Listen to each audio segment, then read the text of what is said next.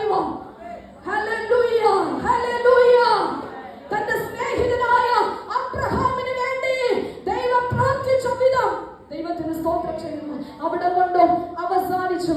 വെളിപ്പാട് പുസ്തകത്തിലേക്ക് വരുമ്പോൾ 21:10 മുതൽ 27 വരെയുള്ള വാക്യങ്ങൾ, 4-ാം അധ്യായത്തിന്റെ 10-ാമത്തെ വാക്യം, അവൻ 24 സിംഹാസനം കാണുകയാണ്. 12 അപ്പോസ്തലന്മാരുടെ സിംഹാസനം, 12 ഗോത്രപിതാക്കന്മാരുടെ സിംഹാസനം. ഈ ഭൂമിയിൽ, മരുഭൂമിയിൽ അവൻ ദൈവം കൊടുത്ത സമാഗമന കൂടാരത്തിൽ ആ വയഭോതെന്ന വസ്ത്രത്തിന്റെ മേൽ പതിക്കപ്പെട്ടിരിക്കുന്ന പേരുകൾ അടങ്ങിയ ആ വസ്ത്രം ഈ ഭൂമിയിൽ സമാഗമന കൂടാരത്തിനകത്തു നിൽക്കവേ ഇത് ഉയരങ്ങളിലേക്ക് യോഹന്നാൻ ദർശിക്കുന്ന ദർശനത്തിന് നടുവിൽ 24 സിംഹാസനം.